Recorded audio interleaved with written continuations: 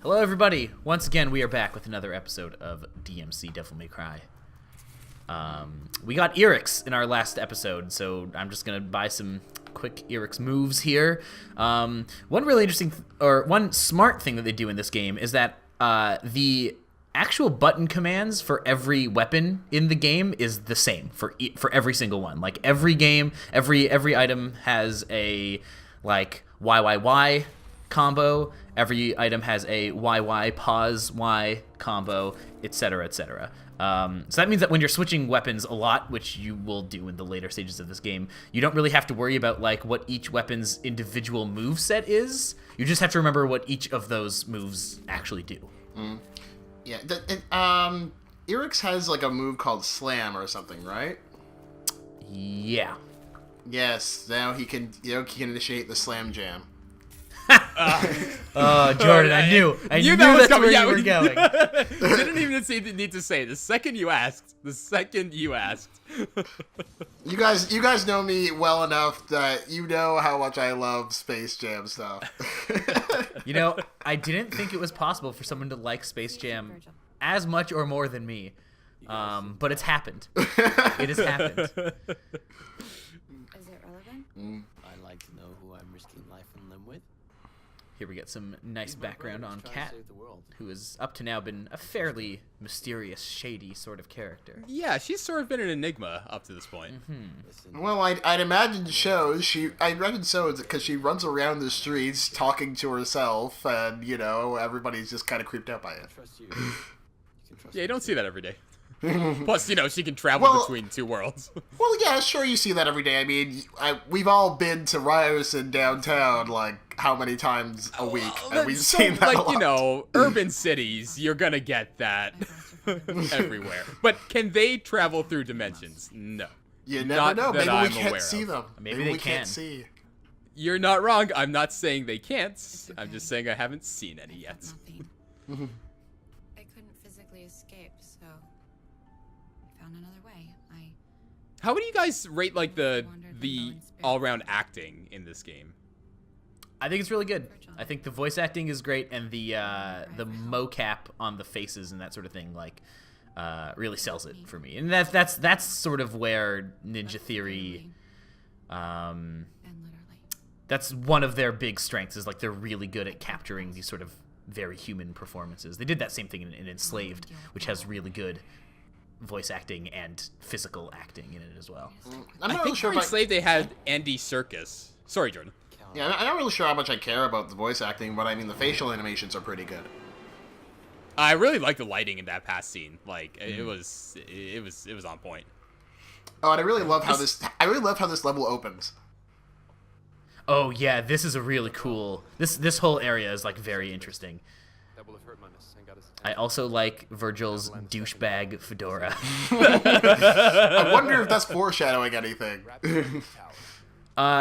An interesting thing about the fedora, actually, is that in the new versions of the game, I believe they took out the fedora.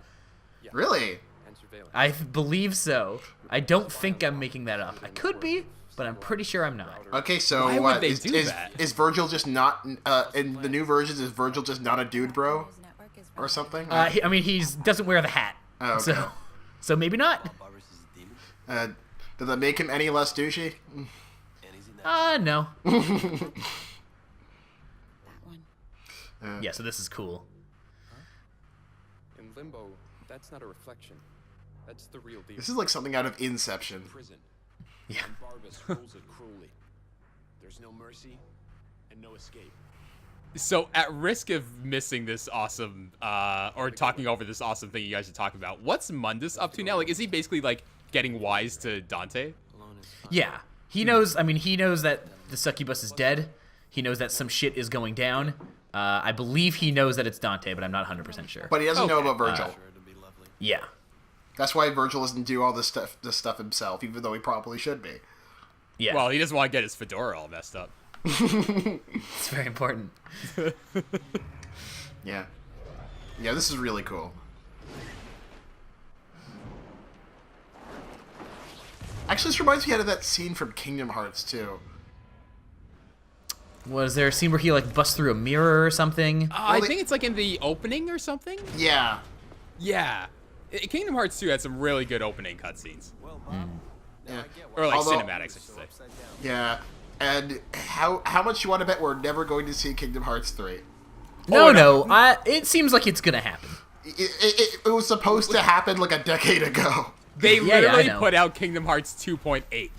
2.8. I saw a post online saying, "Hey, I noticed that Kingdom Hearts is a game called 2.8 coming out. Is your fandom okay?" And I'm like, man, I don't think we are. To be fair, the Kingdom Hearts games have always had really stupid names past the first two. Yeah, 328 over 4 days or 2 Yeah. days. But the thing is, though, like, you know, I used to be a huge Kingdom Hearts fan, and now it's like, they're like, oh, Kingdom Hearts 3, we're maybe going to make it, but at the same time, I don't even care anymore, because, like, I don't even remember what happened in Kingdom Hearts 1 and 2. I don't feel like going back to play those games, because, God, those games are long. So, I mean, like, I don't really know, like, what they're doing now. Well, they're making phone apps because clearly Oh, that's what yeah. everyone wants. I mean, to be fair, that actually is what everyone wants, and that's why they're making them. Just I give know, us but 3. Just give us 3. I know, but it's just like, you know, you think of all the effort they put into making those stupid spin-offs, which really, like, some of them added backstory, some of them added really fuck all, so I'm just like, what exactly is the point? Like, Okay, Dream Drop Distance was a waste of good time and resources that could have been put into Kingdom Hearts 3. But Birth by Sleep for the PSP was actually a pretty solid game. Short, but solid. Birth by And did Sleep a great job of setting up, well, possibly setting up Kingdom Hearts 3. We don't know if that's the case. Yeah. Yeah, I'm really glad I never got into that series at all, because it seems like it's just pure disappointment, pretty much all the way through. It was good until, like, they just circle jerked after Kingdom Hearts 2. The problem is, I almost beat Kingdom Hearts 1, but did not beat it. Heard Kingdom Hearts 2 was good, but it had a complicated plot. Kingdom Hearts and- 2 definitely improved on, like, the gameplay, but yeah, the story just took God, I don't even know how to define what they Like, did. Kingdom Hearts 1 was super cool at the time because it wasn't a series. It was just like, you're telling me Square's making a game with a bunch of Disney characters in it? And it also has these Final Fantasy characters? And what the hell is happening? There's no way this could work. And then it came out and it was like, oh, actually, this is pretty good. And then Kingdom Hearts just got, like, too wrapped in its own ridiculous, complicated, very Square Enix-y Yeah, that's plot just and, about right. and thing, and it just got kind of crappy. That's just about right, because, I mean, like, I swear, Kingdom Hearts 2's plot was so convoluted, I honestly do not remember it anymore. It's really long, really convoluted, and it's a lot of it didn't make sense because it was all about, like, the nobodies and Organization 13 and all that other good stuff, so, I don't know. Yeah, Oh, and then they never actually explained most of it until the spin-off games, which really, once you've played them and know what happened, you're like, oh, well, that added absolutely nothing. No, the problem with the spin-off games is, yeah, sometimes they do address the questions from, like, the first 2 core games, but then they add on more questions, and it just gets into a never-ending cycle that Squeenix loves to do. I haven't played Birth by Sleep, but the only, because I don't have a PSP, but the only spin-offs of Kingdom Hearts that I actually deem to be worth anyone's time are Birth by Sleep, based on what I've seen of it, and Chain of Memories. Yeah, Chain of Memories, I played a bit of. It was not bad. Chain of Memories is good.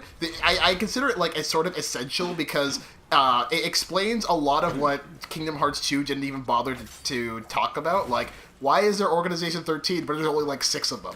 Yeah, they completely disregard it. I remember watching when my friends first got Kingdom Hearts 2. They had already played through it, and they were like starting a new game, and I was at their house watching them play it or something because a lot of my friends were super into that game. I remember watching that first cutscene and being like, okay, why is Sora locked away? Why are you playing as this other guy? What's happening? And they were like, oh yeah, and they explained it to me, and I was like, none of that makes any sense. And they were like, and I was like, why don't they explain that in this game? And they were like, well, it's all in Chain of Memories. And I was like, oh, that's dumb. To be honest, as important as Chain of Memories was, like, they really should have just either included it in Kingdom Hearts 2 or just made it like an actual entry instead of a spin-off, because it, like a lot of Kingdom Hearts 2, just does not make any sense without it. Or they could have not made Chain of Memories a card-based game and just kept it to what everyone was used to. Because man, that stuff is cool. I couldn't get through the the system. Like I tried and like I just couldn't do it. Just couldn't do it. I could. I actually liked the card-based system. Although I find it kind of weird how we just went on a Kingdom Hearts tangent while we're playing Devil May Cry. It happens. Anyways, hold on. yeah, Let's take this tangent one step further. I'm sorry. Oh no, it's there's fine. There's one card game that I do. One card video game card game that I do enjoy, and that was the Game Boy Pokemon trading card game. Oh yes, that for the Game Boy Color. That was a surprisingly fun game, and that's the end of my card tangent. I agree. I used to play a lot of Yu-Gi-Oh. Same Yu-Gi-Oh as well. Although and then I tried to play a newer one, and all of the card sets were different, and I got intimidated and scared and stopped playing. Is that World Duel Carnival? No, oh man, what did I play? The one on the 3DS. I think I played one of the Yu-Gi-Oh GX games. Oh. Or maybe both of the Yu-Gi-Oh GX games. And there's something about what had happened with that game that I stopped being into. I don't know. I still actually play that card game, but the oh, that's cool. But the games have pretty much been crap for a while. Ever since I think, say, I don't know, just over 5 years ago, and they barely made any of them, and the ones they have made have been like really low effort crap ones. So I don't know. Anyway. Yeah, I mean Yu-Gi-Oh just in general for me has been like it's the only card game I've ever been into. Though these days I've been playing a lot of Clash Royale, which is not really a card game, but it does have cards, and it's really really good. There was a rat earlier that sort of made me startled. The hell was that? That's a rat, man. Listen, Will. Sometimes there are rats. And sometimes they teach turtle teenagers how to be ninja teens. Okay, but that wasn't a rat ninja there, Jordan. That was a mutated rat, which is actually starting to sound a lot like Splinter. Okay.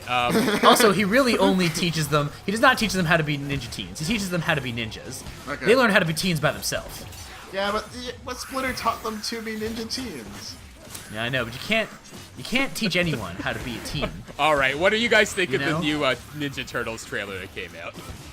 I didn't watch it because I have no interest in seeing any of those movies. I thought the first one looked pretty bad. I didn't even bother watching it. The second one, it seems a lot closer to like the 90s sort of Ninja Turtles tone. Which is a problem. Because, I mean, the 90s can just sort of stay in the 90s. If you're going to put it, like, in live-action film, it just does not work. And I saw the first one, and I was... Like I'm a huge Ninja Turtles fan. Ever since I was a kid, I watched the shows. I love the comics. I hated the movie. I was like, I was kind of embarrassed that I actually went to see it. It was really bad. Yeah, I have no interest in watching it. I will not be watching the second one. I'm actually behind on the new cartoon, but if you want some good modern Ninja Turtles, new cartoon is real good. Yeah, you mentioned that a while back. I've been meaning to actually watch it a little more. Yeah, a little closer. Yeah, I watched the first season of it. I haven't gone back to the second, but the first season is like really awesome. It's probably my favorite incarnation of those characters. My favorite incarnation, it still has to be the 2002 one, because I don't know. I love the new Ninja Turtles. My problem is that for turtles that live in New York City has like no one in it. And I know that is because of budget and stuff, but like there is literally like 5 people living in New York City at any given time. Yeah, I mean the only show the only Ninja Turtles thing that's like really gotten the New York stuff is like maybe the first 2 Ninja Turtles like live action movies are the only ones that are like, hey yo, this is New York. Yeah, I think so. Well, and also the to a little bit of an extent, the CG movie they had a while back. I never saw that one. I heard it was okay. It was okay. I loved it, but I mean, it wasn't like super good, but it was still a pretty good time. Sure. Speaking of mutant rats, Will. Oh, nice segue. 10 out of 10. What segue again? What is that? That thing? Is that a? No, not even gonna try. Like those are spikes. Is that like a porcupine? It's rage. It's rage. They told you it's rage. It's rage. That's what it is. Okay, was its head stuck in the ceiling or was it just clipping hard? It's probably just clipping. Oh, okay, because I'm like, man, that's pretty cool. Yeah, sticking monsters' heads is unfortunately not a feature of this game, but you know, another one. Well, there's two would not be rages. bad.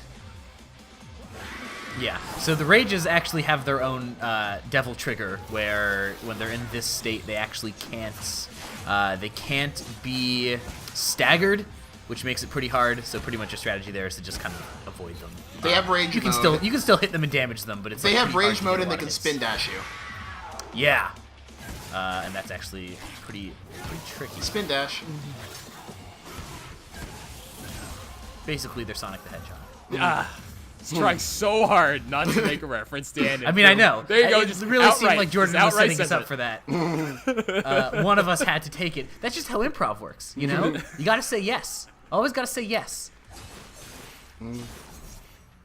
Nah.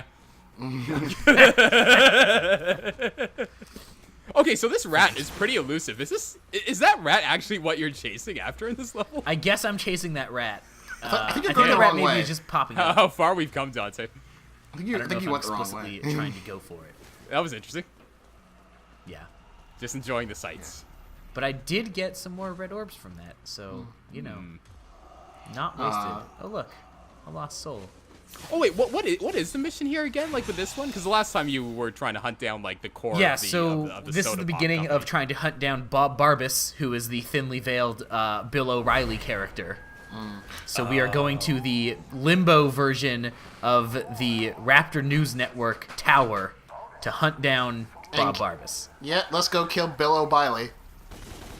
Bill O'Reilly.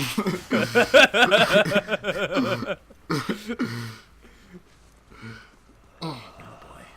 All right. I still have to say, like, out of all the things in this game, the environments are just what I love the most.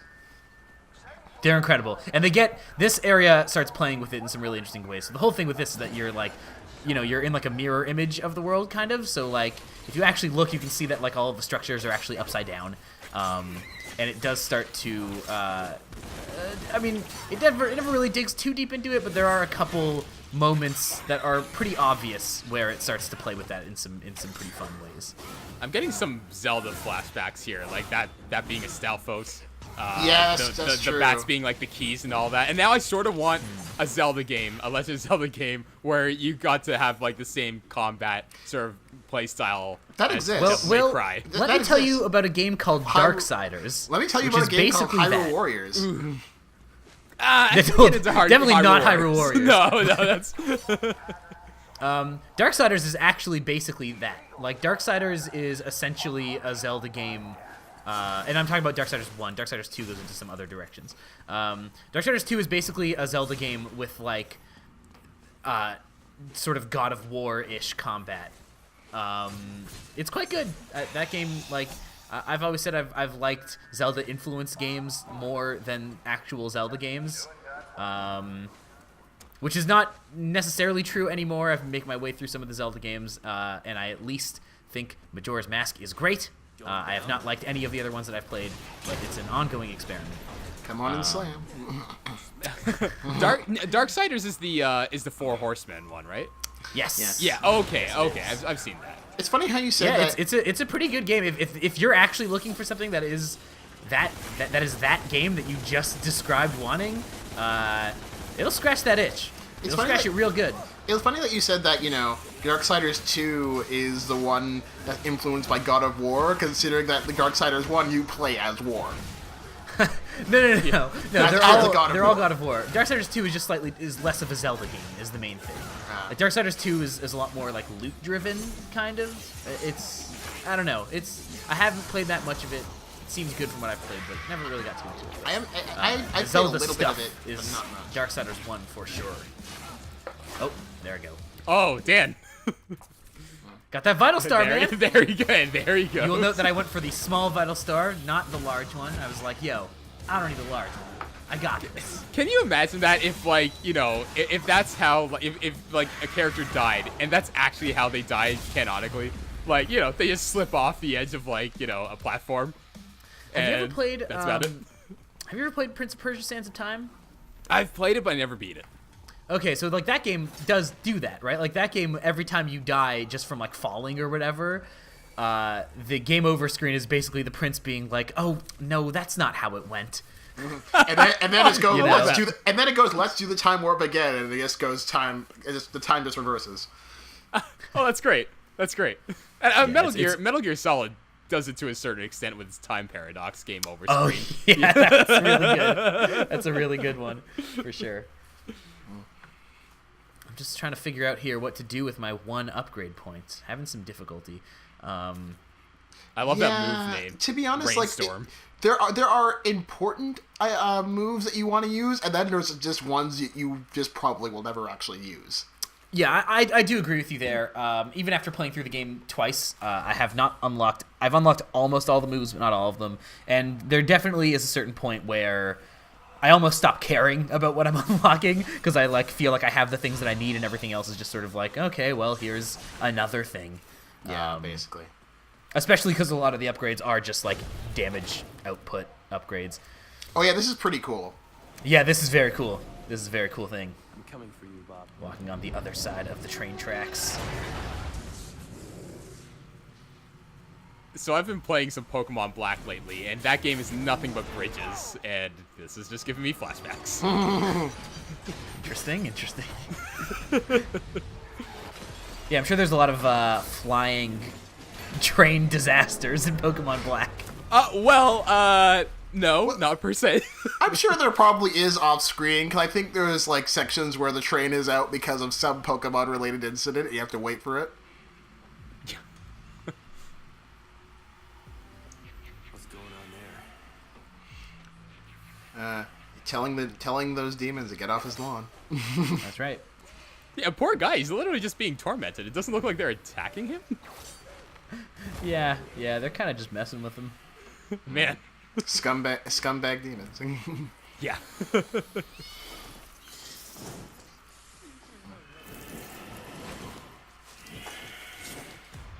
Harpy. I summon my Harpy ladies in attack mode. Speaking of Yu-Gi-Oh! Harpies are pretty obnoxious. They fly around everywhere. They're annoying but to fight. If you shoot them, you can shoot their wings off, and that makes them a lot easier.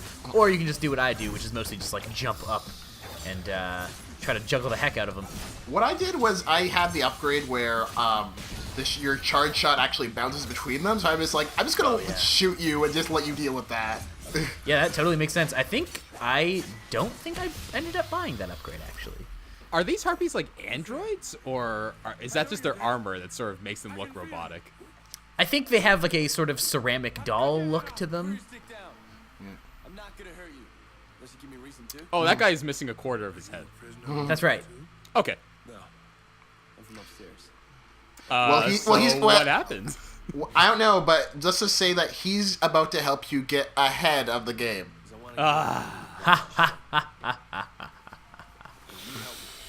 Well, you lasted about 23 minutes, Jordan. Oh man. This character, I forget his name. He actually has a design that I really love, but unfortunately is not actually in this game that much. You sort of help him out for a couple missions, then he's gone, which is a little too bad. I think probably could have used a little bit more of him, but whatever, it's fine. I'm interested to see more of this guy. He seems interesting. Yeah, he's all right. All right, how did I do? How did I do, game? Oh, survey says. Well, you gotta be. Is that gonna drag you down? Ooh, one item. What? Actually, What yeah, up? you have. S rank? S rank. All right. There it is, sucker.